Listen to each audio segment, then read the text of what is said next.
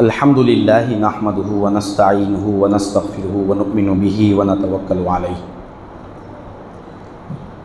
ونعوذ باللہ من شرور انفسنا ومن سیئات اعمالنا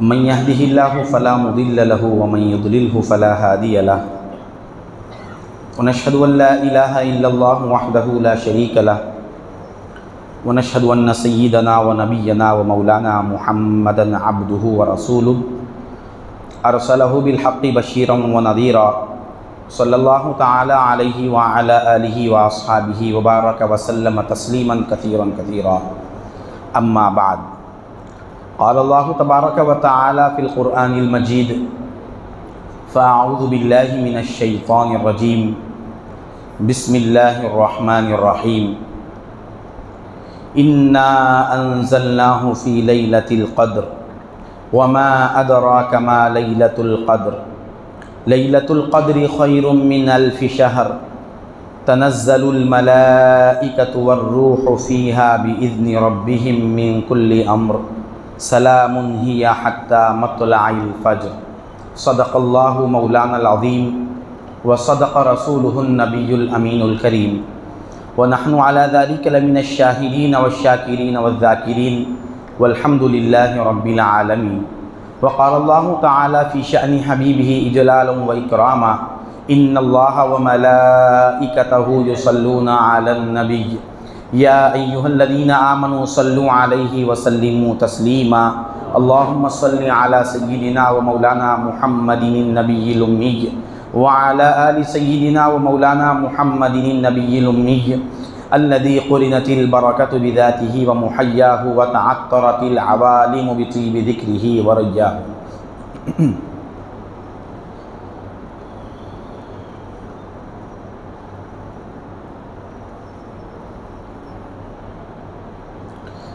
السلام علیکم ورحمۃ اللہ وبرکاتہ۔ بزرگان ملت، عزیزان محترم، اللہ جل شأنہ وعم نوالہ کا بے انتہا شکر ہے کہ اس نے ہمیں سرکار دو جہاں صلی اللہ علیہ وآلہ وصحبہ وسلم کے امت بابرکہ میں پیدا فرمایا، اور آج شب قدر جیسی بابرکت ساعتوں میں جمع ہونے کا موقع عطا فرمایا۔ محترم بزرگوں اور دوستوں،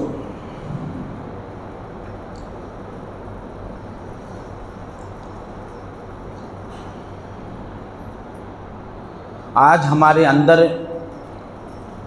یہ ایک بہت بڑی خامی ہے کہ جس طرح سے ہم دنیا کے ہر کام کو رسم کے طور پر ادا کرتے ہیں، اسی طرح دین کو بھی ہم نے ایک رسم کے طور پر سمجھ رکھا ہے۔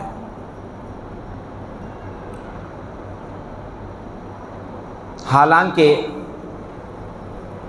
دین کوئی رسم والی چیز نہیں ہے، بلکہ یہ دنیا اور آخرت کی کامیابی دلانے والی چیز ہے۔ آج کی رات جو اللہ تبارک و تعالیٰ نے اس امت کو اعزاز عطا کیا ہے، اس کا کون اندازہ کر سکتا ہے؟ آج کی رات اللہ تعالیٰ امت محمدیہ کو جو مقام دے رہا ہے، اس کا کون اندازہ کر سکتا ہے؟ یہ رات کوئی رسم کے طور پر تھوڑی دیر بیٹھ کر جاگ کر جانے کی نہیں ہے۔ ایک مثل مشہور ہو گیا ہے کہ جاگنے کی رات ہے، صرف جاگنا ہے اور ختم چلے جانا ہے۔ حالانکہ صرف جاگ کر گزارنا یہ رسم ہے، رات کو جاگ کر گزارنا یہ صرف رسم ہے، لیکن اس رات کو جاگتے ہوئے اپنے دل کو جگانا اور ہمیشہ بیدار رکھنا یہ حقیقی دین ہے۔ کیا اعزاز اللہ تبارک و تعالیٰ اس امت کو دے رہا ہے۔ یہ سورہ جو نازل ہوا ہے، کسی امت کو اللہ تبارک و تعالیٰ یہ موقع نہیں دیا۔ سرکار دو عالم صلی اللہ علیہ وسلم کے ان آنسوؤں کا صدقہ ہے جو اللہ تعالیٰ یہ رات دیا ہے۔ جب سرکار دو عالم صلی اللہ علیہ وسلم معراج میں تشریف لے گئے اور جنت کی سیر حضور نے جب کی تو بڑے خوش ہوئے، اور سرکار دو عالم صلی اللہ علیہ وسلم کو اپنی امت کے انعام اور اکرام کو دیکھنے کے بعد بڑی تسلی ہوئی۔ لیکن جنت کی سیر کے بعد پھر حضور جہنم کی سیر کی طرف آگے بڑھے، جہاں نیکیوں پر انعام بتایا گیا، اس کے ساتھ ہی جہنم میں ہونے والے عذاب اور سزائیں بھی دکھائی گئیں۔ جب جہنم کے مناظر کو حضور نے دیکھا تو غمگین ہو گئے۔ سرکار دو عالم صلی اللہ علیہ وسلم کا قلب اطہر مغموم ہو گیا۔ اس سیر کے بعد جب اللہ کی بارگاہ میں پہنچے تو اللہ تبارک و تعالیٰ نے دیکھا کہ اے میرے محبوب، ہم آپ کو اتنا سفر جو کروائے ہیں اس لیے نہیں کہ آپ کو ہم غمگین دیکھیں، ہم یہ سفر اس لیے طے کروائے ہیں تاکہ آپ کے غم دور ہو جائے اور آپ کو خوشی ملے، اور آپ ہے کہ اپنے چہرے پر غم لائے ہوئے ہیں۔ محبوب، یہ غم آپ کے چہرے پر میں دیکھ نہیں سکتا، کس چیز نے آپ کو اتنا غمگین کر دیا ہے؟ حضور نے فرمایا، اے پروردگار، میں اپنی امت کی سزاؤں کو جہنم میں دیکھ کر آ رہا ہوں، اس چیز نے مجھے غمگین کر دیا۔ کیا فکر ہے، ہم کس سے محبت کرتے ہیں اور کس سے محبت کرنا تھا؟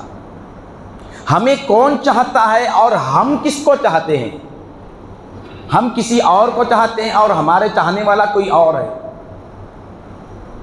ہمارا محسن کون ہے اور ہم سے فائدہ اٹھانے والا کون ہے؟ دنیا میں جتنی محبتیں ہیں، جتنے لوگ ہم سے محبت کرتے ہیں، وہ محبت نہیں ہے بلکہ اظہار محبت ہے۔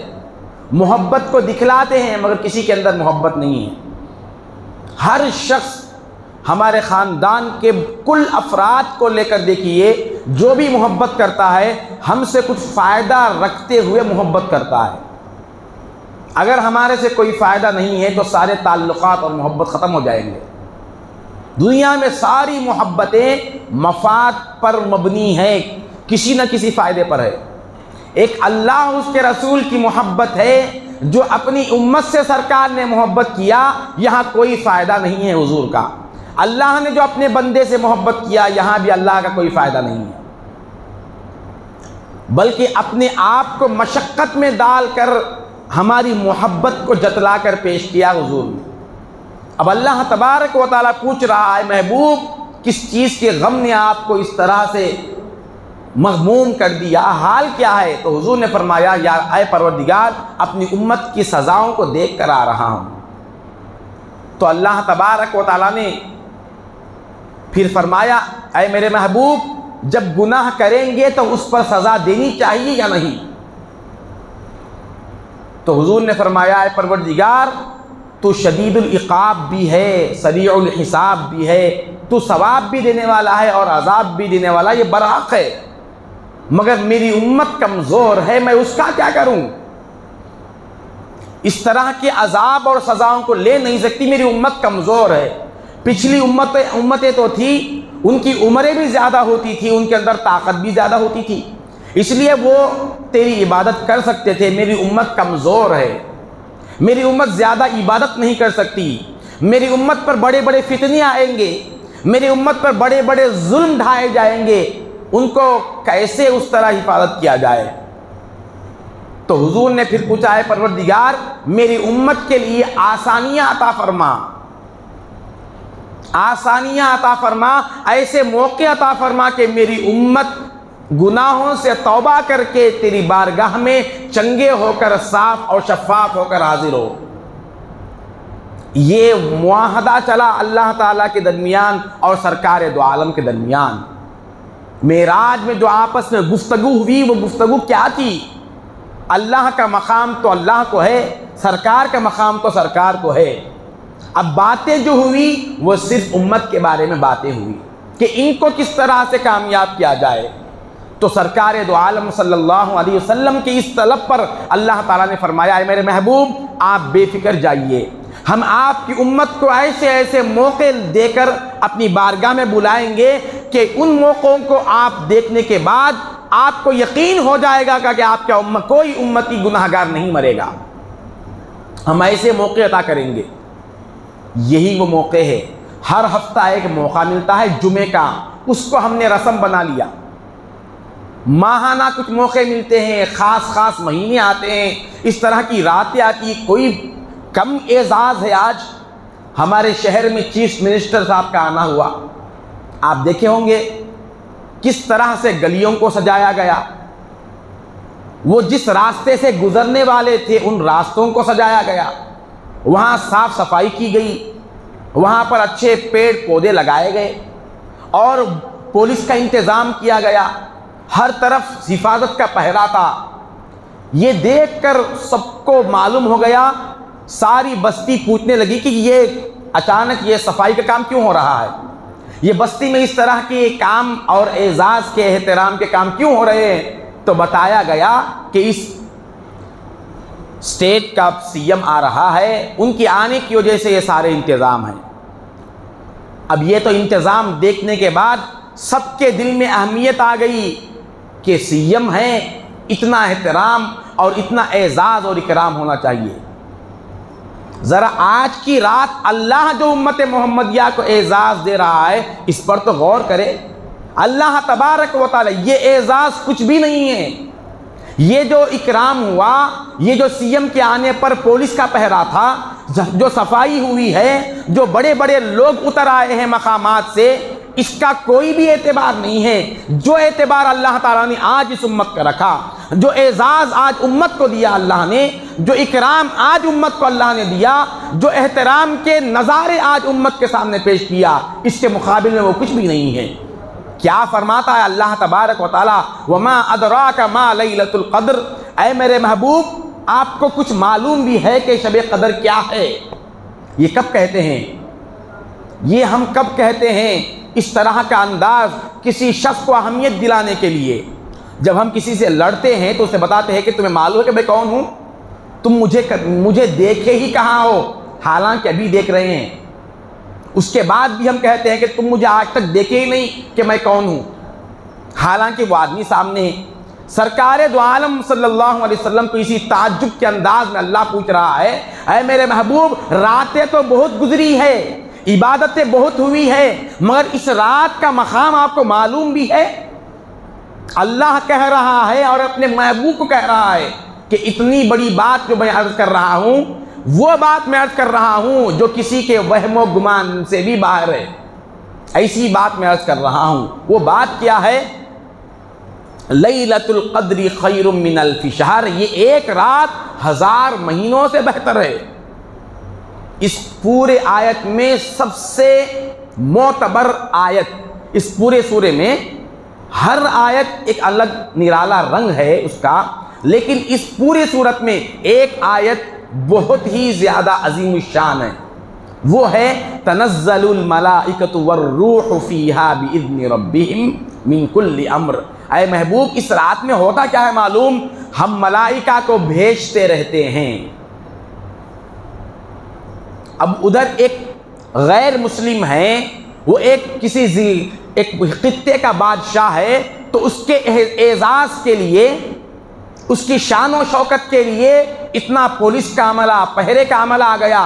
اب اللہ تبارک و تعالی امت محمدیہ کی شان بتا رہا ہے، ارے وہ تو چند دن کا بادشاہ ہے، وہ کسی خطے کا بادشاہ ہے، اس کے احترام کے لیے دنیا کے لوگ پہرا دے رہے ہیں، دنیا کے لوگ سڑکوں پر آ کر کھڑے ہوئے ہیں، دنیا کے لوگ اس کے راستوں پر انتظار کرنے پر آئے ہوئے ہیں۔ اے میرے محبوب کے غلاموں، تمہاری تو شان یہ ہے کہ تم جس رات میری عبادت کے لیے نکل رہے ہو، شب قدر کی رات، شب قدر کو یہ مقام ہم دیں گے کہ آسمان سے زمین پر اتنے فرشتوں کو اتاریں گے کہ زمین پر تنگی آ جائے گی، زمین کا کوئی حصہ فرشتے سے خالی نہیں رہے گا، اتنے فرشتوں کو ہم بھیجیں گے۔ ادھر وہ اعزاز بڑا ہے یا آج ہمارا اعزاز بڑا ہے؟ ہمارے لیے اللہ تبارک و تعالی کیا مقام دے کر پیش کر رہا ہے؟ وہاں تو دنیا کے لوگ احترام کے لیے ہیں، یہاں تو بے نفس بے شر و شہوت فرشتے اتر گئے ہیں، یہ بتلانے کے لیے کہ یہ میرے محبوب کی امت ہے، یہ آ رہے ہیں اور ان کے عبادتوں پر تم گواہ بن جاؤ۔ کیا ضرورت ہے؟ صرف یہ کہہ دینا تھا کہ تم رات میں جاگ لو، بس ہے، رات میں جاگنے سے 1000 مہینوں کا اجر مل جائے گا تم کو، یہ کافی تھا نا۔ فرشتوں کو کیوں اتارا؟ فرشتوں کو کیوں اتار رہا ہے اللہ تبارک و تعالیٰ؟ یہ بتانے کے لیے کہ صرف تم عبادت کرنا ہی نہیں ہے، سب کو بتانا ہے، فرشتوں کو بھی بتانا ہے۔ فرشتے کیا کر رہے تھے؟ اس میں ایک حکمت اور نصیحت یہ ہے کہ ایسے مخلوق کو اللہ تعالیٰ زمین پر اتارا ہے جن کا کام کیا ہے؟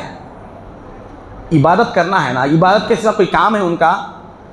جن کا کام عبادت کے سوا کچھ بھی نہیں ہے، اور ایسی مخلوق جو پیدا ہونے سے لے کر آج تک اور قیامت تک کبھی ایک لمحے کے لیے بھی عبادت سے غافل نہیں ہوگی، ایسی مخلوق کو اللہ تبارک و تعالیٰ زمین پر اتر جاؤ، کہنے کا مطلب ہی یہ ہے کہ آج اپنی عبادتوں کو چھوڑ دو، تم میرے بندے جو عبادت کر رہے ہیں ان کی عبادتوں پر گواہ بن جاؤ اور ان کی دعاؤں پر آمین کہو۔ کیا مقام اللہ دیا ہے؟ پہلے تو یہ سمجھے کہ اللہ کی نظر میں ہم کون ہیں اور حقیقت میں ہم کون ہیں۔ اللہ ہم کو کیا سمجھ رہا ہے؟ ہم کو کس شان کا لائق سمجھ رہا ہے؟ کیا ہم اس لائق ہے کہ فرشتے ہمارے آنے جانے کے سڑکوں پر گلیوں پر آ کر ٹھہر جائے؟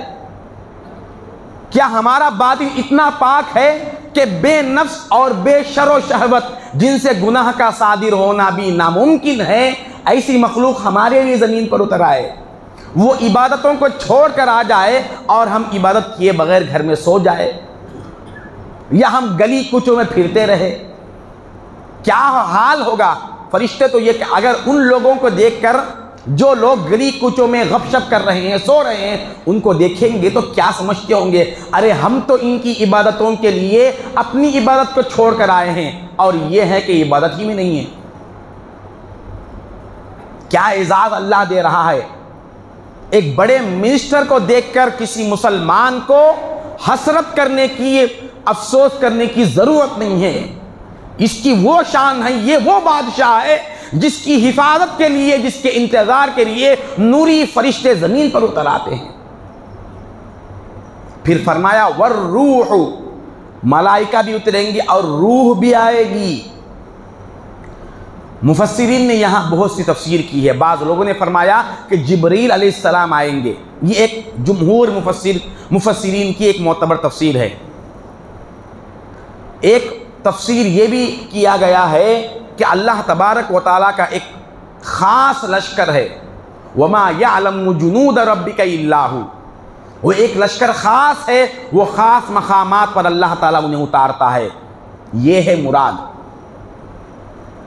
اب ایک تفسیر اللہ والوں نے یہ بھی فرمائی کہ یہاں روح اترے گی کا مطلب، بعض اہل اللہ نے یہ تفسیر فرمائی کہ یہاں روح سے مراد روح محمدی ہے صلی اللہ علیہ وسلم۔ سرکار دو عالم صلی اللہ علیہ وسلم کی روح کو اللہ تبارک و تعالی دنیا پر نچھاور کر دے گا، اس طرح سے پھیلا دے گا۔ حضور کی روح ساری امت کو دیکھے گی آج، یہ بتانے کے لیے کہ اے میرے محبوب، آپ چاہتے تھے نا کہ آپ کی امت کو ایسے ایسے موقع دی جائے جس سے وہ اپنے گناہوں کی مغفرت کروا لے، وہ ایک رات عبادت کرتے بڑے بڑے عابدوں پر بڑھ جائے۔ آپ یہ چاہتے ہیں نا، لو میں ایسی رات آپ کی امت کے سامنے پیش کر دیا، تو اس منظر کو دیکھنے کے لیے اللہ تبارک و تعالی روح محمدی کو بھی بھیجے گا۔ اے محبوب، اپنی آنکھوں سے دیکھ لو کہ آپ کی امت کو میں نے کس طرح نوازا ہے، زمین پر فرشتوں کو اتار دیا ہے، آپ دیکھ لو۔ بعض لوگوں نے اس تفسیر کو ماننے سے انکار کر دیا، لیکن وہ جو تفسیر ہے جبرائیل علیہ السلام زمین پر اترتے ہیں، اس میں کسی کا اختلاف نہیں ہے۔ اسی تفسیر کو اگر سامنے رکھیں گے تب بھی معنی حضور کے آنے کا نکل جائے گا، کیونکہ جبرائیل جو فرشتے ملائکہ میں سے سردار الملائکہ ہے، ان کا خاص کام یہ ہے کہ یہ نبیوں کے پاس آتے ہیں۔ یہ فرشتہ کس کے پاس ہے؟ یہ نبیوں کے پاس آتے ہیں، کسی اور کے پاس نہیں آتے۔ جمہور مفسرین نے تفسیر یہ کی روح سے مراد جبرائیل آئیں گے، اسی تفسیر کو بھی رکھ دیا جائے تو مطلب کیا نکلا؟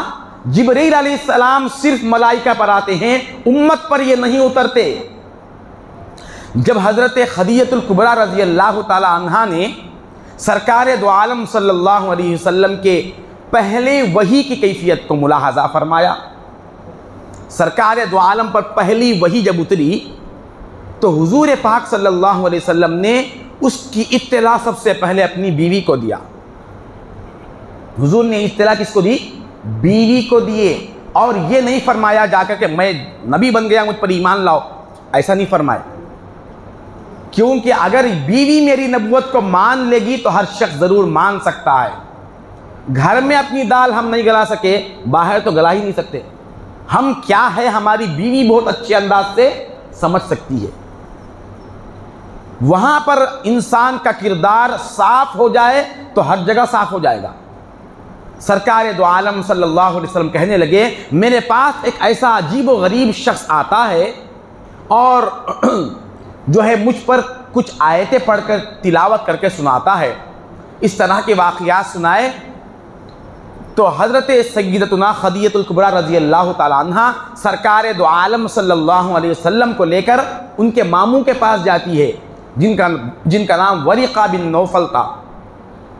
ورقہ بن نوفل کے پاس جاتی ہے اور سارا واقعہ پیش کرتی ہے، تو وہ کہنے لگے یہ تو وہی ناموس ہے، وہی فرشتہ ہے جو انبیاء پر آتا ہے، انبیاء کے علاوہ کسی پر نہیں آئے گا۔ اب ان کے پاس بھی جب آیا ہے تو اس کا مطلب یہ ہے کہ عنقریب یہ بھی نبی بنائے جانے والے ہیں۔ یہ پوری تفصیل صحیح بخاری شریف میں آئی ہے۔ تو اس سے پتہ یہ چلا، اس کے بعد سرکار دو عالم صلی اللہ علیہ وسلم نے نبوت کا اظہار کیا، پھر سب سے پہلے ایمان آپ نے لایا۔ بات یہ ثابت کرنا ہے کہ جبرائیل علیہ السلام کسی امت کے لیے نہیں آتے، جبرائیل کی آمد ہوتی ہے نبیوں پر یا نبیوں کے لیے، جہاں نبی ہوتے ہیں وہیں جبرائیل علیہ السلام کا آنا ہوتا ہے۔ اب بتائیے آج کی رات جو جبرائیل علیہ السلام بھی آ رہے ہیں، فرشتوں کا اترنا تو اعزاز ہے امت کے لیے، جبرائیل کا اترنا کس کے لیے اعزاز تھا؟ وہ کیوں آ رہے ہیں؟ اس سے خود بخود ثابت ہو گیا اگر نبی کی روح نہیں ہوتی تو جبرائیل کیوں اترتے؟ جبرائیل کا اترنا خود اس بات کی گواہی دے رہی ہے کہ جبرائیل اس لیے آ رہے ہیں کہ روح محمدی بھی آ چکی ہے۔ روح محمدی کے استقبال کے لیے، ان کے اعزاز و اکرام کے لیے جبرائیل علیہ السلام بھی اتر آئے ہیں۔ کیا شان ہے آج کی رات اس امت کے لیے، سرکار دو عالم صلی اللہ علیہ وسلم دیکھنے کے لیے آئے ہیں۔ کیا دیکھنے کے لیے آئے ہیں سرکار؟ صرف ہمارے رات کے جاگنے کو دیکھنے لیے آئے ہیں؟ وہ صورتوں کو دیکھنے والے نہیں ہیں دوست، صورتوں کو دیکھنے والے، کپڑوں کو دیکھنے والے تو دنیا والے ہوتے ہیں۔ اہل اللہ جو ہوتے ہیں وہ دل کو دیکھتے ہیں۔ اہل اللہ کو اہل اللہ بننے کا جو شرف ملا ہے، صدقہ ملا ہے، وہ سرکار دو عالم کی ذات ہے۔ تو سرکار کیا دیکھتے ہوں گے آج آ کر؟ حضور آج امت کو کیا دیکھ رہے ہیں؟ میری امت آج کی رات اپنے سیاہ دلوں کو صاف کر دے۔ آج کی رات صرف جاگیں گے تو رسم ادا ہوگا، آج کی رات اپنے دلوں کو منور کریں گے۔ آج کی رات صرف عزت گزارنے کی نہیں ہے دوست، یہاں سے زندگی بدلنا ہے، یہاں سے زندگی کے ترجیحات بدلنا ہے، یہاں سے انسانی زندگی کے طور اور طریقے بدلنا ہے، ورنہ رات آ کے فائدہ کیا ہوا؟ ورنہ رات آ کر کیا فائدہ ہوا ہمارے لیے؟ صرف عبادتیں اگر 1000 سال کی عبادت ہے، شیطان یوں کھلتے ہی 2 منٹ میں ختم کر دے گا وہ عبادت۔ شیطان جیسے ہی آزاد ہوگا رمضان بھی لے کر چلے جاتا اور شب قدر بھی لے کر چلے جاتا۔ عبادتوں کا اور اعمال کا ثواب کا کوئی اس کے پاس احساس نہیں ہے، وہ کوئی اعتبار میں ہی نہیں رکھتا۔ جب اللہ تبارک و تعالیٰ خود ہماری طرف متوجہ ہوا ہے، آج نہیں آنے والا بھی آج کی رات مسجد کو کیوں آیا؟ دل پہ ایک اثر ہوا۔ صرف فرشتوں کو بھیجنے کا مطلب یہ نہیں ہے کہ فرشتوں کو بھیج کر چھوڑ دے، بلکہ ہر گناہگار سے گناہگار کے دل پر بھی اللہ تبارک و تعالیٰ آج تجلی فرماتا ہے۔ اسی لیے نہیں آنے والا بھی آتا ہے، نہیں بیٹھنے والا بھی بیٹھ کر سنتا ہے، نہیں عبادت کرنے والا تو بھی کچھ بھی عبادت کر لیتا ہے۔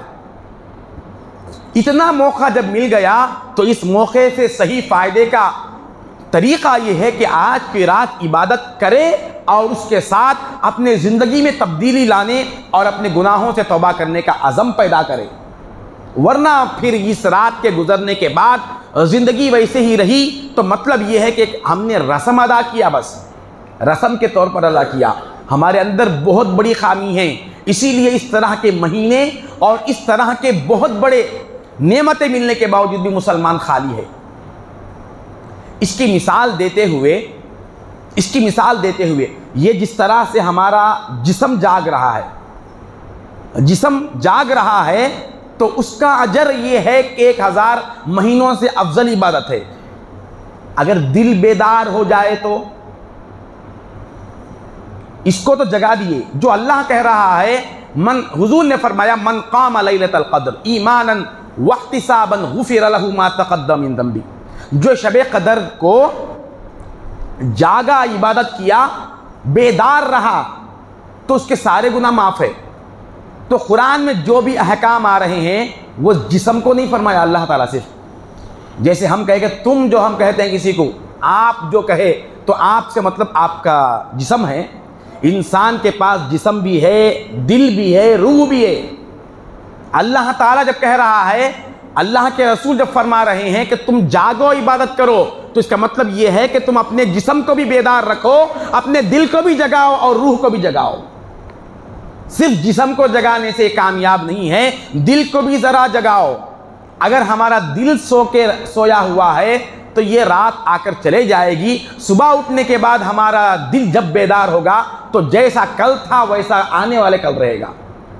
اس پر ایک واقعہ بیان کرتے ہیں حضرت مولانا روم رحمۃ اللہ علیہ، سادہ سے انداز میں آپ بیان کرتے ہیں، ہر معمولی سے معمولی انسان کو بھی یہ بات سمجھ میں آئے گی۔ آپ فرماتے ہیں مثال دے کر، ایک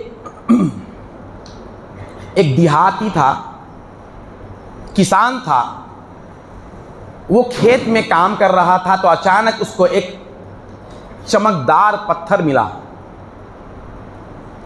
وہ چمکدار پتھر کو گھر لایا، بیوی کو بتایا تو بیوی نے کہا یہ تو کوئی بڑا قیمتی ہیرا معلوم ہو رہا ہے، بڑا قیمتی ہیرا معلوم ہو رہا ہے، کسی جوہری کے پاس جاؤ، وہاں جانچ کروا کے لاؤ۔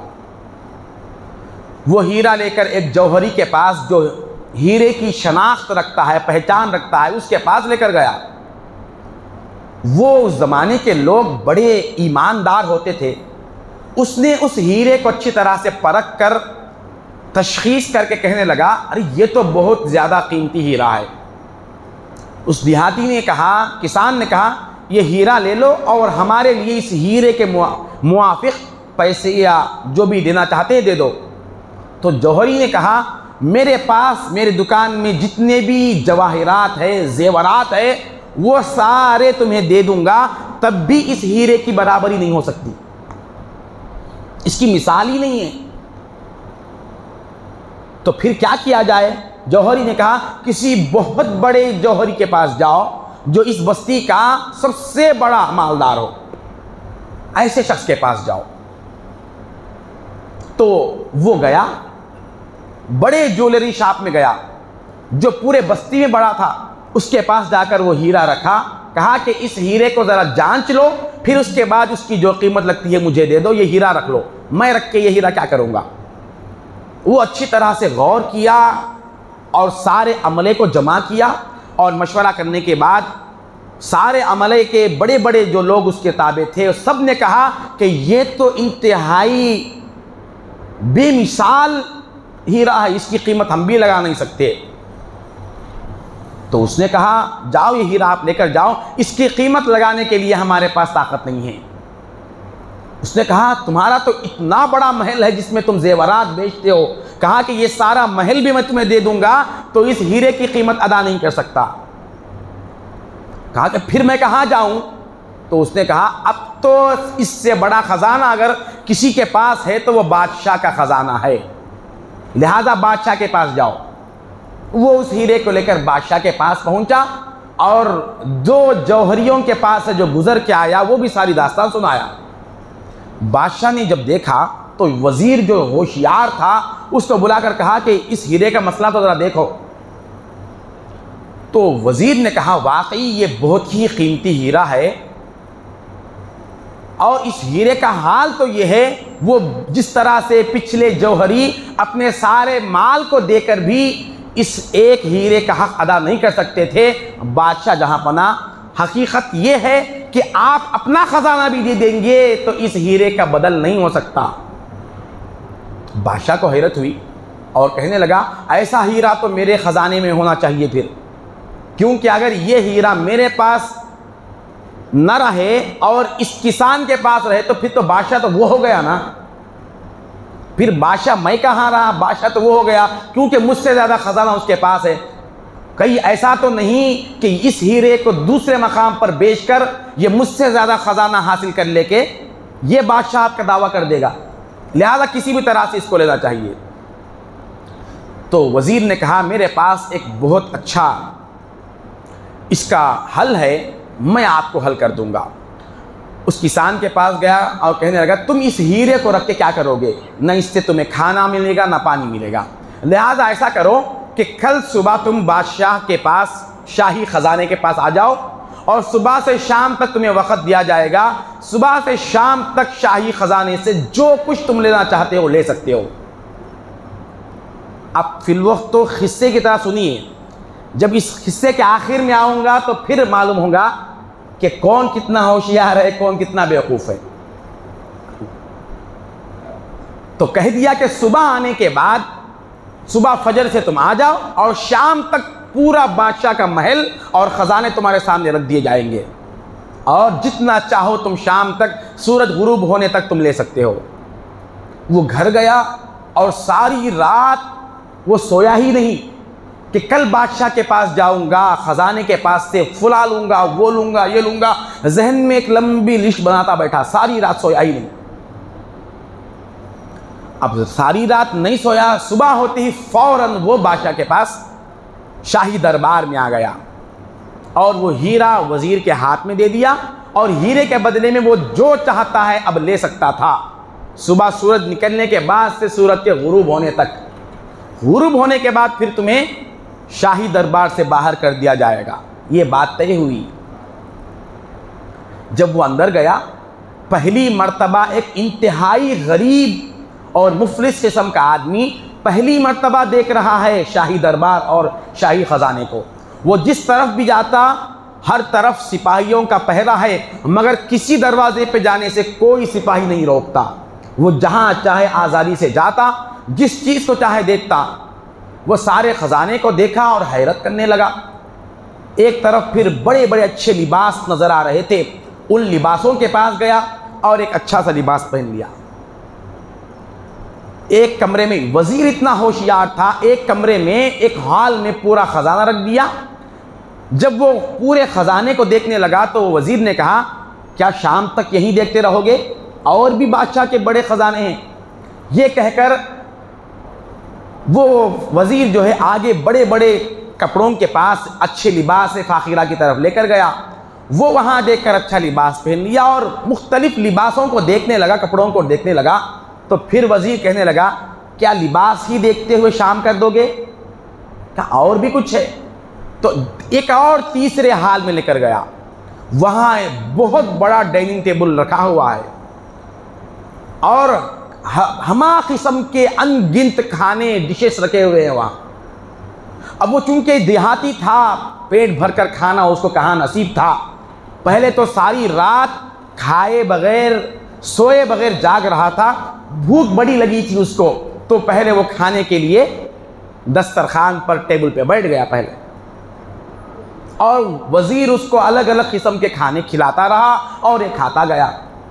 اب وہ پیٹ بھر کر کھا گیا، اس کے باوجود وزیر پھر کھلاتا گیا اور کھایا. اب جب تھک گیا تو کہنے لگا آج تک میں نے ایسا کھانا کبھی نہیں کھایا. کھانے کی خوب تعریف کیا. تو پھر وزیر نے کہا چلو اور بھی آگے بڑھ کر سیر کریں گے، اور بھی بادشاہ کے شاہی انتظامات دیکھو جو تمہارے لیے کیا گیا ہے. یہ کہہ کر ایک اور کمرے میں ایک اور حال میں لے کر گیا. تو وہاں بہت ہی عمدہ قسم کا बिछोना बिछा हुआ था, बिस्तर रखा हुआ है और चारों तरफ चार पायों पर चार खूबसूरत लौंडियाँ पंखे कर रही थी, उनके हाथ में पंखे हैं और पूरा कमरा इतर से खुशबू से मुअत्तर है और पूरा बिस्तर फूलों से सेजा हुआ है। ये मंज़र को देखा, चूँकि रात भर जागा हुआ था पहली बात, और पेट भरकर खा गया। अब ऐसे मौके पर किसी को इतना अच्छा उम्दा किस्म का मुअत्तर कमरे वाला बिस्तर मिल जाए तो अब क्या होगा उसका हाल। और दोनों तरफ से एयर कंडीशनर का भी इंतज़ाम है, पंखे भी झपक रहे हैं। वो उसने वज़ीर से कहा कि मैं थोड़ी देर के लिए आराम करूंगा, अभी तो सुबह का थोड़ा वक्त हुआ, शाम के लिए बहुत वक्त बाकी है। ये कहा ऐसे बिस्तर पर मैं नहीं सोया, हमारे पास तो हसीर के सिवा, चट्टान के सिवा कुछ नहीं है, चटाइयों पर हमारी ज़िंदगी गुजरती थी, आज ज़रा नरम बिस्तर का मज़ा भी लेकर देखे। ये कहकर वो उस बिस्तर पर जो सो गया, अब बस सो ही गया। एक थोड़ा वक्त गुजरने के बाद उसने महसूस किया कि कोई उसको ज़बरदस्ती उठा रहा है। उसने आँख खोला तो वही वज़ीर था और कहने लगा, जनाब आपका वक्त हो चुका, आपको जो मौका दिया गया था सुबह से लेकर गुरूब होने तक सूरज जो चाहे ले सकते हैं, वो वक्त मुकम्मल हो चुका, अब आप शाही दरबार से बाहर जा सकते हैं। अब उसने कहा कि मैं तो कुछ लिया ही नहीं यहाँ से, इतने ख़जाने पड़े हैं। कहा कि तुम लियो या ना लो, हमने जो वक्त तुम्हारे लिए मुकर्रर कर दिया, तुमने उस वक्त को गंवा दिया, तुम्हारा हीरा तुमने हमें दे दिया, हमने ख़जाना तुम्हारे सामने खोल कर रख दिया, तुम न लिए, ये तुम्हारी बदकिस्मती थी। ये कहकर अब सारे वो सिपाही जो उसको इस्तकबाल करके अंदर ला रहे थे, अब उसको धक्का मार कर शाही दरबार से बाहर कर दिए।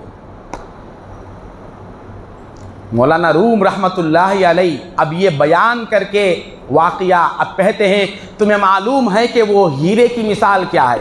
क़िस्सा तो सुन लिए ना, ये क़िस्सा बयान करने के लिए इस रात में नहीं आए हम, ना क़िस्सा सुनना है, कहानियाँ नहीं हैं।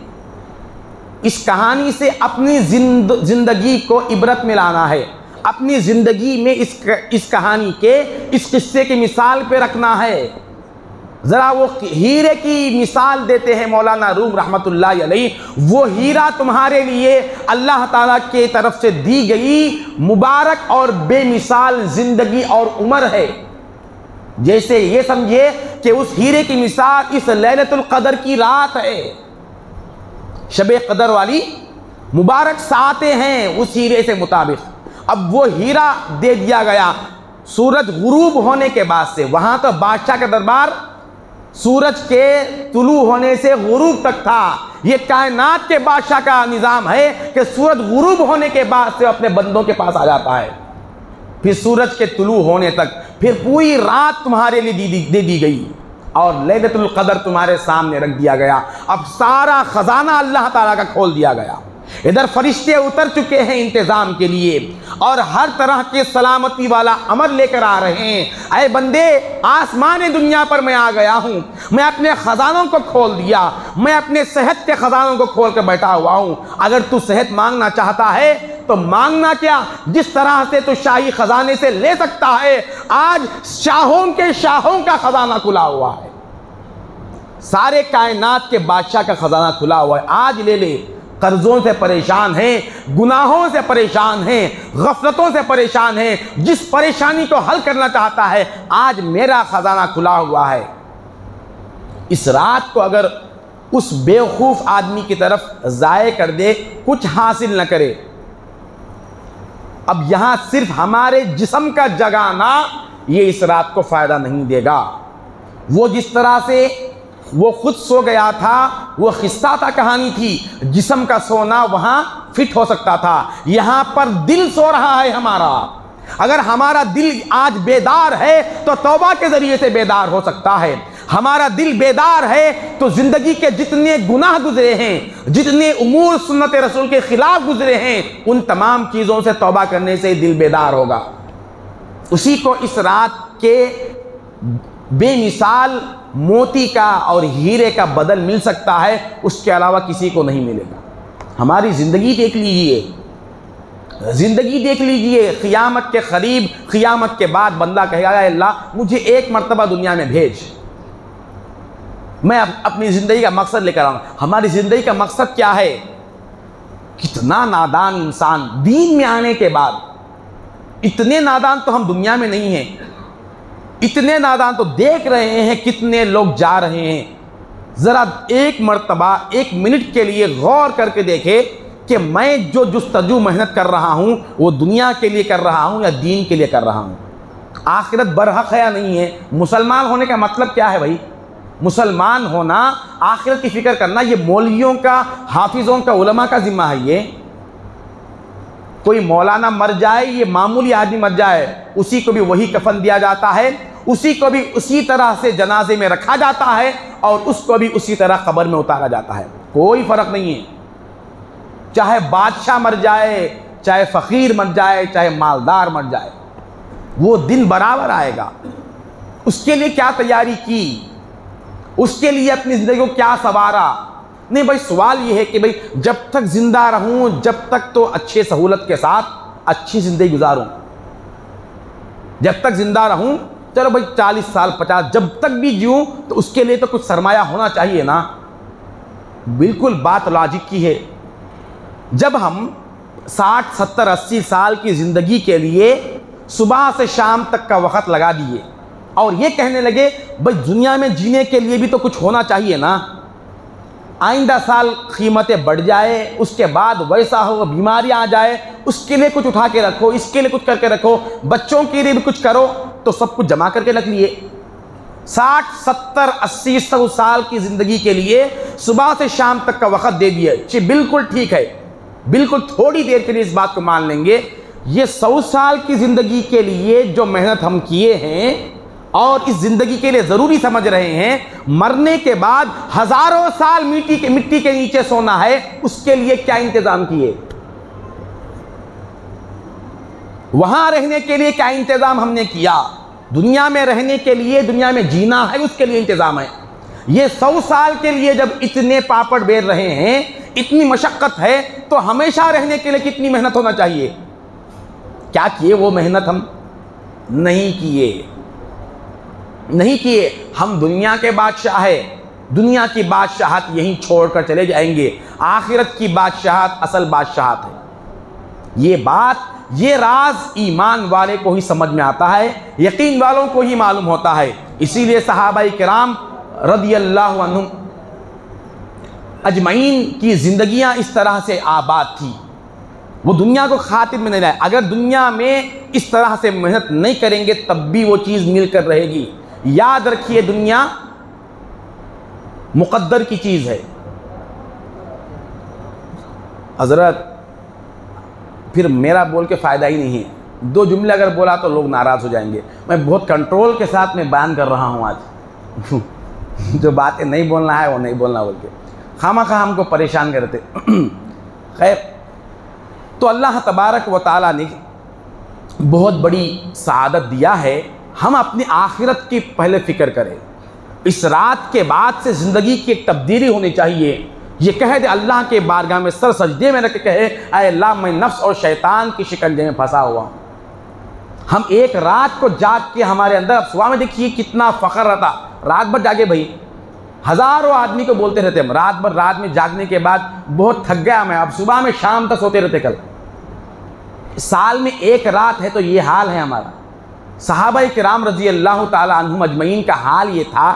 حضرت سیدنا ابو الحسن شاذلی رحمۃ اللہ علیہ سے کسی نے پوچھا، سوال کیا، یہ بہت بڑے شاذلی سلسلے کے شیخ ہیں، آپ سے پوچھا گیا کہ آپ لیلۃ القدر کس طرح سے مناتے ہیں؟ شب قدر جو ہے کس طرح سے مناتے ہیں، آپ کا معمول کیا ہے؟ تو آپ نے فرمایا تم بتاؤ تم کس طرح سے کرتے ہو؟ کہا کہ ہم ساری رات جاگتے ہیں، عبادت کرتے ہیں۔ انہوں نے کہا یہ تو ہمارے ہر رات کا معمول ہوا کرتا ہے۔ کیا فرماتے ہیں؟ ہر رات ہمارا یہی حال ہوتا ہے۔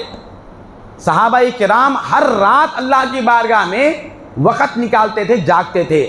ہم ایک رات سال میں جاگ رہے ہیں، آپ فرماتے ہیں یہ تو ہمارے ہر رات کا ہے، پھر شب قدر کو کیا کرتے ہو؟ شب قدر کو کیا کرتے ہو؟ تو ابو الحسن شاذلی رحمۃ اللہ علیہ آپ فرماتے ہیں اصل میں وہ ایک رات جو تم جاگتے ہو وہ بھی تمہارے لیے شب قدر نہیں ہے، وہ بھی تمہارے لیے قدر کی رات نہیں ہے، کیونکہ اس ایک دن تم اللہ تبارک و تعالیٰ کے اجر کو ثواب کو لینے کے لیے جاگتے ہو، اللہ کو لینے کے لیے نہیں جاگتے۔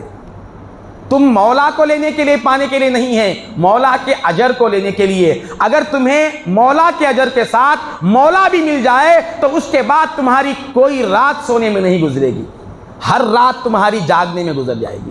ہر رات تمہارے لیے جس طرح سے سال میں ایک رات ہے، ہمارے پاس اہل اللہ کے پاس ہر رات شب قدر ہے، ہر شب شب قدر ہے ہمارے پاس۔ فرشتے اتر گئے تو شب قدر ہے نا، اللہ خود دل میں آ جائے تو اس کا کیا حال ہوگا؟ اللہ خود اس کے دل میں آ جائے اور اللہ کی محبت اس کے دل میں آ جائے، دنیا سے بیزار ہو جائے، کیا اس کی ہر شب قدر نہیں ہو سکتی؟ تو اس طرف جانا ہے دوست، دنیا حاصل کرے یا چھوڑے یہ کہیں نہیں جائے گی، یہ استعمال کے لیے دی گئی چیز ہے، اس کی رنگوں میں رونقوں میں پڑھ کر ہم نے دین کے لیے وقت نہیں دیا۔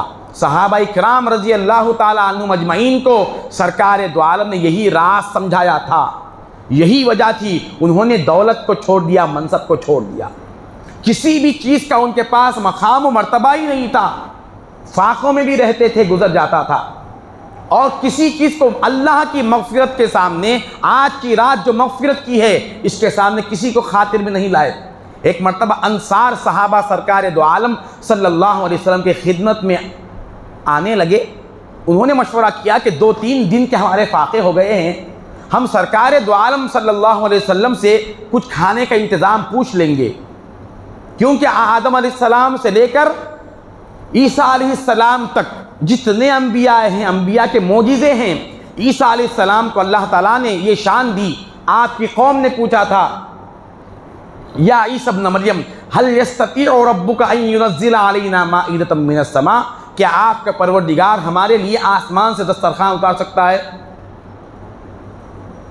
اللہ تبارک و تعالیٰ نے اس پر تنبیہ کی، قال اتقوا اللہ، تم ڈرو اس بات سے، اللہ کے نعمتوں کے ساتھ اس طرح کا کھلواڑ مت کرو۔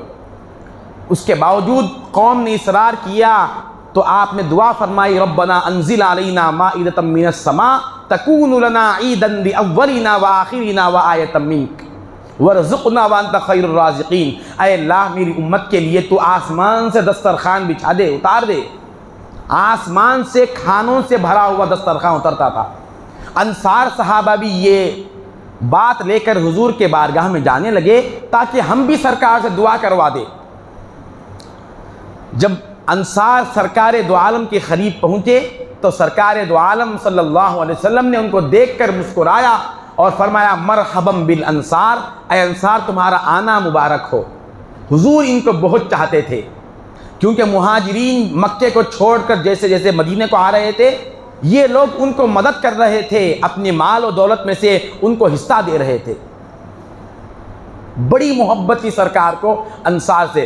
حضور نے پوچھا، اے انصار کیا چاہتے ہو، کیا پوچھنا چاہتے ہو، پوچھ لو۔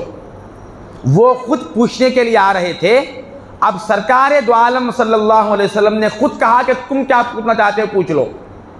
انصار وہ جو جماعت تھی وہ تھوڑا پیچھے ہٹے اور آپس میں مشورہ کرنے لگے کہ بھئی ہم تو کھانا پوچھنے آئے تھے، دنیا پوچھنے آئے تھے، ارے دنیا تو ایک دن ختم ہو جائے گی، وہ پوچھ کر کیا کریں گے؟ اب سرکار خود ہم سے پوچھ رہے ہیں تو کیا مانگنا چاہتے ہو مانگ لو، اب کچھ اور آخرت کی چیز مانگ لیں گے، آخرت کی چیز مانگ لیں گے۔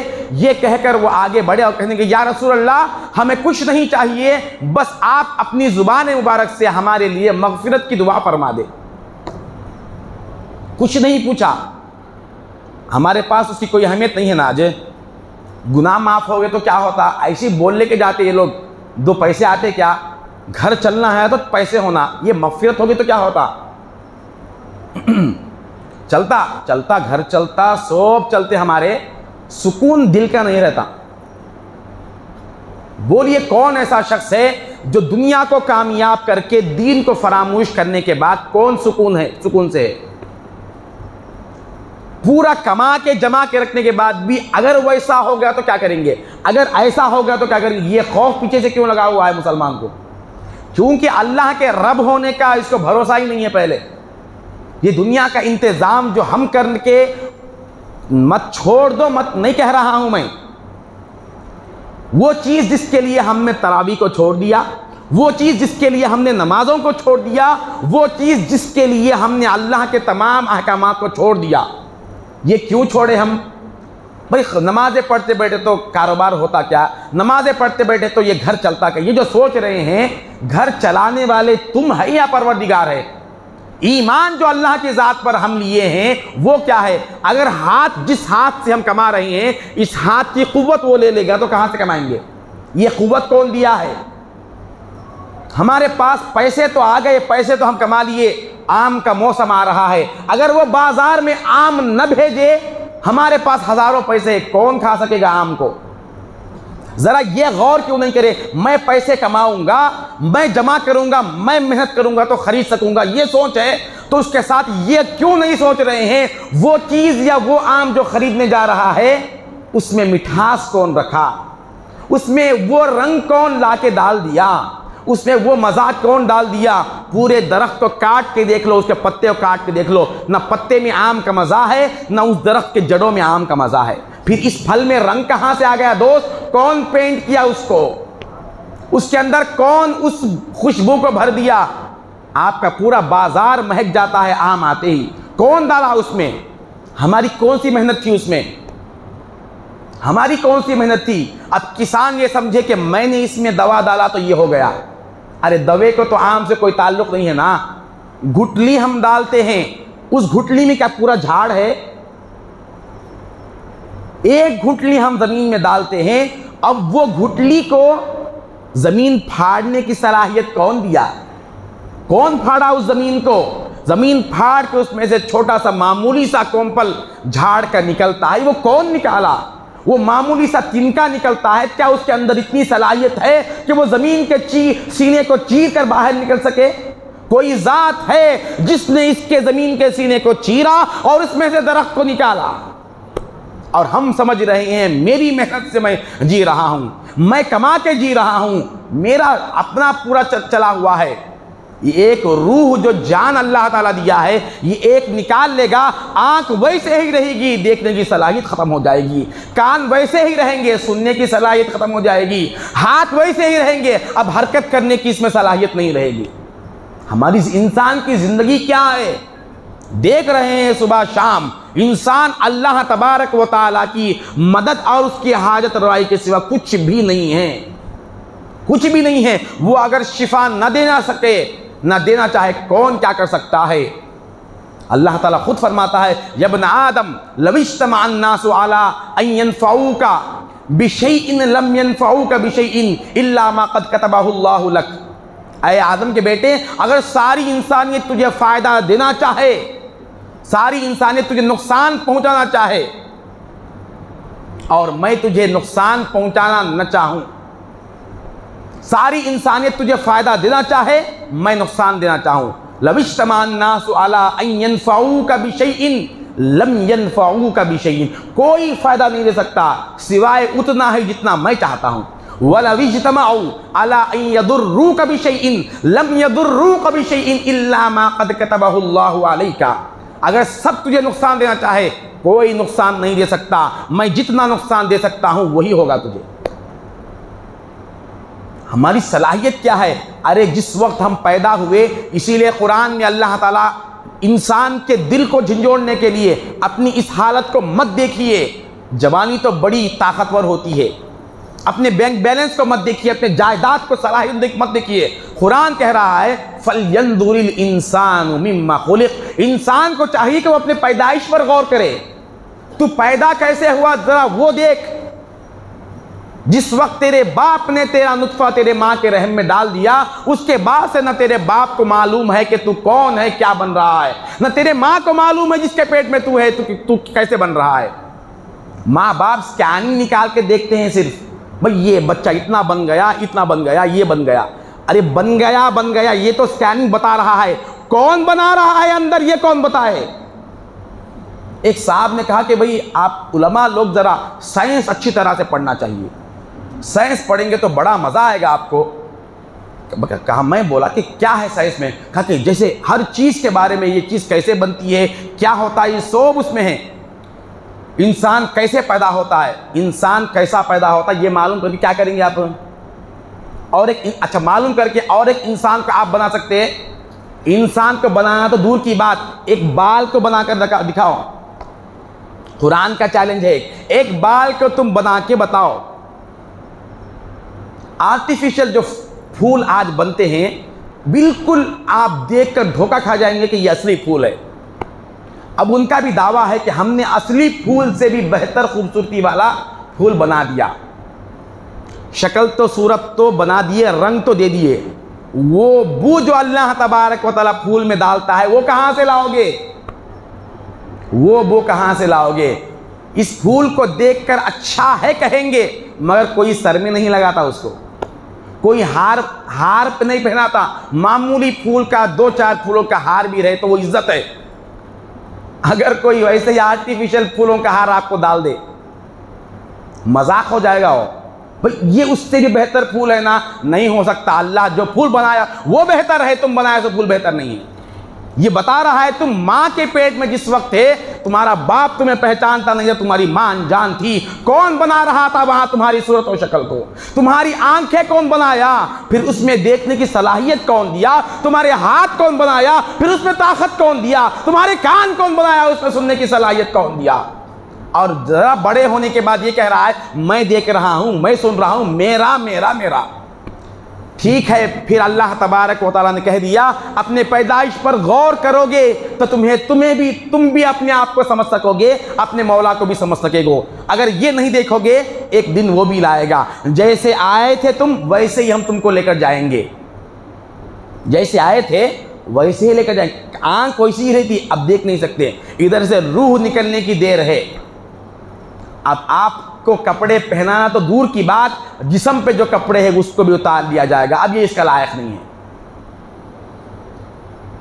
ہاتھ میں ایک انگوٹھی ہے، اب کیوں نکال دے رہے؟ اب اس ہاتھ میں اب صلاحیت ہی نہیں ہے۔ مولا کی جو قدرت کے تماشے تھے وہ تماشے ہٹ گئے، اس کی قدرت سے اس کو تعلق ختم ہو گیا۔ اب یہ زیور پہننے کی بھی لائق نہیں، کپڑے پہننے کی بھی لائق نہیں۔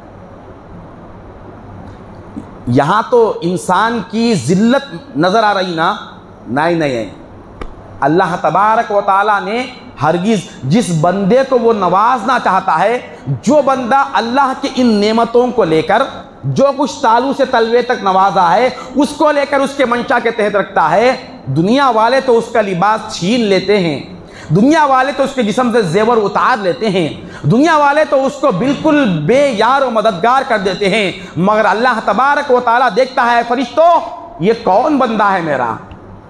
میں نے یہ اس کو ہاتھ دیا، اپنے ہاتھ کو میرے منشا میں لگایا، آنکھ میں نے اس کو دیا، اس آنکھ سے اس نے میری نشانی کو دیکھا، میں جس چیز کو دیکھنے سے روکا تھا اس سے رکا تھا، کان کو اس نے میرے منشا کے تحت استعمال کیا، جو سننے کا حکم دیا وہ سنا، جس چیز سے رکنے کا حکم دیا اس سے رکا، زبان کو اس نے میری نعمت سمجھا، میرے منشا والا کلام بولا اور وہی سنا۔ کیا کروں اس کے ساتھ؟ دنیا والے ایک چادر اڑا کر وہ خبر میں ڈال دیتے ہیں، مٹی کے حوالے کر دیتے ہیں۔ کوئی سوچا بھی ہے کہ یہ شخص اپنے جسم پر، ہم میں سے ایسے بہت ہے، کپڑے کے اوپر ذرا برابر دھول آ گیا تو برداشت نہیں کر سکتے ہم۔ برا نہیں ہے، ایسا رائلٹی مینٹین کیجئے، لیکن مرنے تک مینٹین کر کے کیا فائدہ ہے؟ جس طرح سے دنیا میں سفید کپڑے ہم پہنے ہیں، اس پر ذرا برابر بھی داغ آ جائے، ذرا برابر چھٹا اٹھ جائے، ہمارا مزاج جس طرح سے برداشت نہیں کر سکتا، کیا ہم نے یہ سنا کہ اس جسم کو جب کفن لپٹ کر پورے مٹی ہی میں پھینک دیا جائے گا؟ جب کیا کریں گے؟ جب تو ہر طرف دھول ہی دھول، مٹی ہی مٹی ہے۔ ارے یہاں پر لباس کو بچا لینا، محفوظ کر لینا کمال کی بات نہیں ہے، جب سارے لوگ ہمیں مٹی کے حوالے کر دے اس وقت بھی ہمارے لباس کو، ہمارے کفن کو داغ نہ لگنے پائے۔ وہ لباس اختیار کرے، وہ شان اختیار کرے۔ مومن کی شان وہ ہوتی ہے، اس کے لباس پہ دنیا میں اگر کوئی دبا آ جائے وہ اتنا اس طرح سے اپنے تکلیف محسوس نہیں کرتا، وہ اپنے اس لباس کی حفاظت کر رہا ہے جس لباس کو پہن کر قیامت تک کے لیے اس کو سونا ہے۔ جب ایسا بندہ قبر میں جائے گا، اللہ تبارک و تعالیٰ فرشتوں سے کہے گا، اے فرشتوں، یہ لوگ تھے، انہیں معلوم نہیں تھا کہ اس کی حقیقت کیا ہے، اسی لیے انہوں نے اس کو زمین پہ مٹی پہ لٹا دیے، یہ میرا بندہ تھا، میرے لیے جیا اور میرے لیے مرا ہے، میرے لیے سب کچھ چھوڑ دیا، آج اس کے اہل و عیال اس کو چھوڑ دیے، جاؤ جنت سے حریر لے کر آؤ۔ میں میرے بندے کو زمین مٹی پر سونے نہیں دیتا۔ سرکار دو عالم صلی اللہ علیہ وسلم ارشاد فرماتے ہیں، جنت سے اس کے لیے ریشم کا بستر منگوایا جائے گا، ایسا بستر جس پر آج تک کوئی سویا ہی نہیں۔ ریشم کا بستر آئے گا، جنت کی کھڑکی کھول دو تاکہ اس کے قبر میں تازہ ہوا اور خوشبودار فضائیں آنے لگے۔ کون سی زندگی بہتر ہے؟ کون سی زندگی بہتر ہے؟ یہاں جس چیز کو چھوڑ کر جاتے ہیں اللہ تعالیٰ اس کو ضائع نہیں کرتا۔ یاد رکھیے، ایک کام دین کے لیے ہم چھوڑتے ہیں، اس کا بدل اللہ تبارک و تعالیٰ اس سے بڑھ کر دین میں دے گا۔ آخرت کی بات نہیں کر رہا ہوں میں، دنیا ہی میں دے گا اللہ تعالیٰ، دنیا ہی میں اللہ تعالیٰ وہ چیز دے گا، اور صحابہ کرام کو دیا بھی ہے اللہ تبارک و تعالیٰ، ان کو دیا ہے، ان کو بہترین جو تم چھوڑ کر گئے ہو اس سے بہتر مقام دیا ہے۔ حضرت سیدنا عمر فاروق رضی اللہ تعالیٰ عنہ کا دور خلافت ہے، آپ تشریف فرمائے، آپ کے سامنے حضرت ابو سفیان جو بات پہ ایمان لائے وہ بیٹھے ہوئے ہیں، حارث بن ہشام یہ بھی بعد میں ایمان لائے تھے، فتح مکہ کے بعد میں ایمان لائے تھے، یہ بھی سامنے بیٹھے ہوئے تھے۔ یہ جو بڑے بڑے مشرکین مکہ جو بہت آخر میں ایمان لائے، شروع کی مصیبتوں میں نہیں تھے وہ لوگ، ایسے لوگ سامنے بیٹھے ہوئے ہیں۔ حضرت عمر فاروق رضی اللہ تعالیٰ عنہ کا دربار ہے۔ اس دوران حضرت سیدنا سلمان فارسی رضی اللہ تعالیٰ عنہ تشریف لائے۔ یہ غریب صحابہ میں سے تھے، مگر ابتدا میں مشکلوں کے زمانے میں ایمان لانے والے تھے۔ وہ جیسے ہی آ گئے تو حضرت عمر نے فرمایا، اے ابو سفیان، تم قریش کے سردار تھے، مگر ان کے سامنے ان کے ہوتے ہوئے میں تمہیں آگے بیٹھنے نہیں دے سکتا، لہٰذا تم ذرا پیچھے ہو جاؤ، ذرا پیچھے ہو جاؤ۔ سلمان فارسی کو سامنے بٹھا لیے۔ تھوڑی دیر کے بعد حضرت صہیب رومی، یہ وہ صحابی ہے جن کو کھجور کے تنوں سے لٹکایا جاتا تھا اور آگے پیچھے سے تیر چلائی جاتی تھی، اور کہا جاتا تھا کہ وہ تیر جو تمہارے نشانے سے ہٹ کر دائیں اور بائیں سے جا رہی ہے، ہم چاہے تو وہ تیر تمہارے سینے میں بھی جا سکتا ہے، کیا خیال ہے، اسلام منظور ہے یا پھر تیر سینے پہ لوگے؟ تو آپ ہنس کر کہتے اے وہ مشرکو، ایمان کی قیمت اور ہے، جان کی قیمت اور ہے، جان اس ایمان کے سامنے 1000 مرتبہ بھی چلی جائے ایمان کی بات نہیں آتی۔ اس طرح سے تکلیف دی جاتی تھی۔ ایسے صحابی قریب آئے تو حضرت عمر نے فرمایا، اے ابو سفیان، اے حارث، اور پیچھے ہٹ جاؤ، اور پیچھے ہٹے۔ پھر تھوڑی دیر کے بعد تو حیرت ہو گئی، حضرت بلال رضی اللہ تعالیٰ عنہ تشریف لائے، وہ آنا تھا۔ حضرت عمر خود کھڑے ہو گئے اور کہنے لگے، اے بلال، میں بھی اب پیچھے ہٹ جاتا ہوں، تم میرے مقام پر بیٹھو، اب میں اس کا بھی لائق نہیں ہوں۔ سب کو پیچھے ہٹاتے اب ان کے سامنے عمر کی بھی کوئی مجال نہیں ہے۔ انہوں نے وہ مشقتیں اٹھائی ہے، جو تکلیفیں انہوں نے اٹھائی، لوگ یہ سمجھ رہے تھے کہ یہ بے عزت ہو رہے ہیں، اللہ تبارک و تعالیٰ ان کے بڑے سرداروں کے سامنے ان کو عزت دے کر بتا دیا کہ عزت کس کو ملتی ہے اور کہاں سے ملتی ہے۔ وہ آگے پیچھے ہٹتے جو ہے دہلیز تک پہنچ گئے۔ حضرت ابو سفیان نے کہا، اے عمر، ٹھیک ہے، تم نے جو فیصلہ کیا وہ بالکل صحیح ہے، ہم کو تکلیف ہوئی مگر فیصلہ تمہارا صحیح ہے، لیکن ہمیں تکلیف اس بات پر نہیں ہے کہ تم پیچھے کر دیے، ہم پیچھے آئے تھے اسلام لانے میں اس لیے پیچھے ہو گئے، تکلیف نہیں ہے۔ کہیں ایسا تو نہیں کہ قیامت کے دن اللہ تعالیٰ بھی کہیں یہ نہ کہہ دے، اے ابو سفیان پیچھے ہٹ جاؤ، میرے بلال کو آگے آنے دو، اے حارث تم پیچھے ہٹ جاؤ، میرے صہیب کو آگے آنے دو۔ قیامت میں بھی کہیں اللہ ہم کو پیچھے نہ کر دے، یہاں پیچھے ہیں، آخرت میں پیچھے رہنا نہیں چاہتے۔ تو حضرت عمر نے فرمایا وہ کام کرو جو انہوں نے کیا تھا، وہ مقام حاصل کرنا چاہتے ہو تو وہ کام کرو جو انہوں نے کیا تھا، انہوں نے جو قربانیاں دی ہے دین کے لیے وہ کام کر کے رکھو۔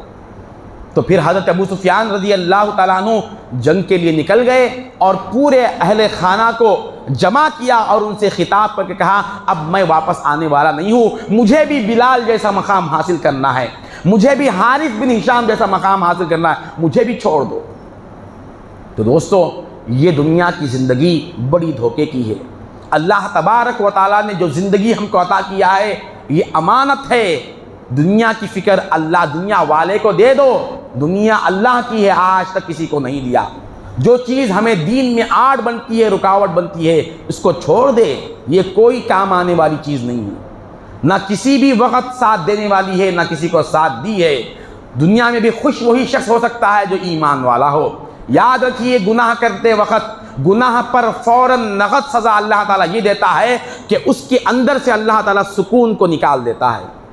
اس کو پیسہ ضرور مل جائے گا، سکون کی دولت نہیں ملے گی۔ مسلمان وہ ہوتا ہے سر کے نیچے اینٹ رکھ کر بھی بہت بادشاہت والی زندگی سو سکتا ہے، بادشاہت والی نیند اس کو میسر ہو سکتی ہے، کیونکہ اس کو مولا ملا ہے۔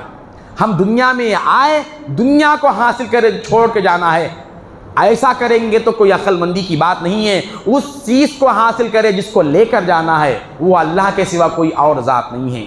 یہ رات لیلۃ القدر کی اصل حقیقت یہ ہے کہ بندہ اپنے مولا کو حاصل کر لے، اس کے بارگاہ میں سر جھکا کر کہہ دے کہ اے اللہ مجھے اس اجر سے بڑھ کے تو مجھے حاصل ہو جا، جو تو اپنے اولیاء کے سینوں پر کھولا تھا، تیری محبت کا وہ فیض مجھے عطا فرما، تیری محبت کے وہ برکتیں مجھے عطا فرما۔ اس سے ہی ہمارے لیے کامیابی ہے۔ توبہ کرے اور اللہ سے مانگے۔ یہ ضرور ہے کہ دنیا کی محبت اور وہ چیز ہم سے چھوٹ نہیں رہی ہے، پہلے ہم نیت تو کرے نا، نیت تو کرے کہ یہ چیز دیکھیں، غلط کو غلط سمجھنا اور اس سے بچنے کی کوشش کرنا اور نیت دل میں آنا یہ توبہ کی علامت ہے، یہ توبہ کی علامت ہے۔ آج کی رات اگر کوئی شخص گناہ کو جاری رکھنے کی ہی نیت رکھا ہے، آج کے رات کی ذرا برابر بھی اس کو کوئی برکت نہیں ہے، لکھ کر رکھ لے بس۔ جو توبہ کر کے اپنی زندگی سے تمام حرام چیزوں سے اپنے آپ کو پاک کرنے کی نیت کرے، اسی کو یہ رات فائدہ دے گی۔ تو میں اپنے بات کو ختم کی طرف لا رہا ہوں۔ یہ رات ویسے بھی عبادت کی ہے، زیادہ دیر بیان کرنے کے لیے نہیں ہے، صرف ایک بیداری کے لیے بات کرنا ہے۔ دو چار جملے بھی بس ہے دوست۔ زندگی غنیمت ہے۔ اٹھتے جنازوں کو دیکھیے، بڑے بڑے محلات کو مت دیکھیے، محلات والے نہیں ہیں، محلات ہے۔ بڑے بڑے منصبوں کو مت دیکھیے، وہ منصب پہ رہنے والے کہاں گئے یہ دیکھیے۔ بڑے بڑے عیش و آرام کے اڈوں کو مت دیکھیے، وہ سب ویسے ہی رہ جائیں گے۔ فرعون کے خزانے رہ گئے، فرعون چلا گیا۔ قارون کے خزانے رہ گئے، قارون چلا گیا۔ دنیا جیسی تھی ویسی رہے گی، یہاں کے رہنے والے یہاں سے رخصت ہو جائیں گے۔ میں اللہ تبارک و تعالیٰ کی بارگاہ میں دعا کرتا ہوں کہ اللہ جو کچھ کہا گیا سنا گیا عمل کی توفیق عطا فرما، ہمارے حال پر رحم و کرم فرما، آج کی رات کی رحمتوں مغفرتوں برکتوں سے مالا مال فرما، سچی اور پکی توبہ کی توفیق عطا فرما، ہمارے دل کو مطمئن کر دے مولا، ہمارے گناہوں کو بخش دے، دنیا کی محبت ہمارے دلوں سے نکال دے، تیری ذات پر توکل عطا فرما، تیرے وعدوں پر یقین دے، تیری باتوں پر کامل بھروسہ عطا فرما، ہمارے یہاں بیٹھنے کو قبول فرما، قرآن سننے کو قبول فرما، ہم سے جو کچھ خطائیاں ہو چکی ہے معاف فرما، اس مہینے کے جانے سے پہلے ہماری مغفرت فرما دے مولا، اس مہینے کے جانے سے پہلے ہماری مغفرت بنا دے، ہمیں اس قابل بنا دے کہ پھر تیری بارگاہ میں آ کر تجھے صورت دکھا سکے۔ تجھے واسطہ ہے تیرے حبیب پاک صلی اللہ علیہ وسلم کا، واسطہ جمی پیران سلاسل کا۔ ان اللہ و ملائکتہ یصلون علی النبی یا ایھا الذین آمنوا صلوا علیہ وسلموا تسلیما اللہم صل علی سیدنا و مولانا محمد وعلی آلہ وصحبہ اجمعین وآخر دعوانا ان الحمد للہ رب العالمین۔ السلام علیکم ورحمۃ اللہ۔